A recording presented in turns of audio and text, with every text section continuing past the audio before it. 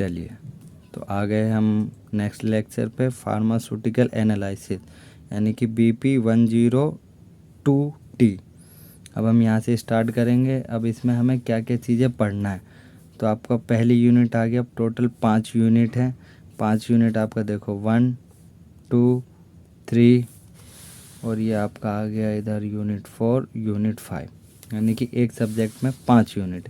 5 unit में हम पहला यूनिट स्टार्ट करेंगे। पहले यूनिट में क्या है, फार्मास्यूटिकल एनालिसिस, यानी कि फार्मास्यूटिकल एनालिसिस का क्या बताना, डेफिनेशन और स्कोप, यानी कि फार्मास्यूटिकल एनालिसिस क्या है और इसका क्या स्कोप है। फिर हम इसमें पढ़ेंगे क्या डिफरेंट टेक्निक ऑफ एनालिसिस, यानी कि क्या डिफरेंट टेक्निक है एनालिसिस के अंदर। फिर हम जानेंगे मेथड ऑफ एक्सप्रेसिंग कंसंट्रेशन। फिर हम जानेंगे प्राइमरी एंड सेकेंडरी स्टैंडर्ड, यानी कि प्राइमरी और सेकेंडरी स्टैंडर्ड क्या होता है। फिर हम पढ़ेंगे प्रिपरेशन और स्टैंडर्डाइजेशन क्या है, वेरियस मोलर नॉर्मल सॉल्यूशन का, ऑक्जेलिक एसिड का, सोडियम हाइड्रोक्साइड का। ये आपका एक पार्ट हो गया। बिग पार्ट में आपका क्या आ गया, एरर। एरर में क्या होगा, source of error, types of error, method of minimizing error या एक्यूरेसी, प्रिसीजन, सिग्निफिकेंट फिगर। ये हो गया आपका। सी पार्ट आपका आ गया फार्माकोपिया। फार्माकोपिया में क्या है, आपको फार्मा के बारे में पूछा जाएगा।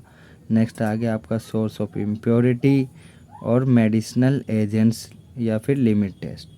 तो इस पूरे पहले यूनिट में सिर्फ आपको इतना ही पढ़ना है, इससे अलावा कुछ नहीं पढ़ना है और यही पेपर में आपका आएगा।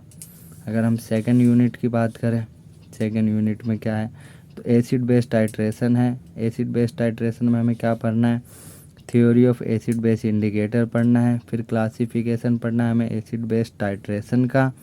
फिर हमें थ्योरी पढ़ना है जो कि किसका है, टाइट्रेशन स्ट्रॉन्ग का, स्ट्रॉन्ग, वीक, वेरी वीक, इसका हम, और साथ में न्यूट्रलाइजेशन कर्व। इसमें न्यूट्रलाइजेशन कर्व सबसे इम्पोर्टेंट होता है।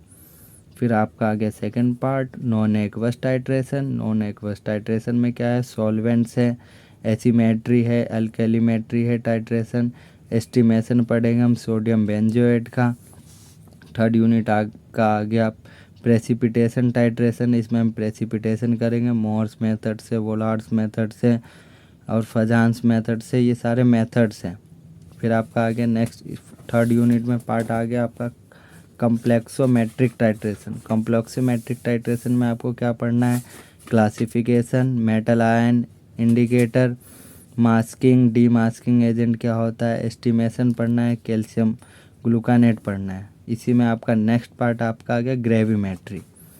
ग्रेविमेट्री में क्या पढ़ना है, इसका प्रिंसिपल, इसके स्टेप्स क्या इन्वॉल्व है एनालिसिस में, प्योरिटी, प्रेसिपिटेट, को प्रेसिपिटेट, पोस्ट प्रेसिपिटेट, और इसमें आगे एस्टिमेशन हम पढ़ेंगे बेरियम सल्फेट का। साथ में क्या है, बेसिक प्रिंसिपल हम पढ़ेंगे और मेथड पढ़ेंगे किसका, डायएजोटाइजेशन टाइट्रेशन का।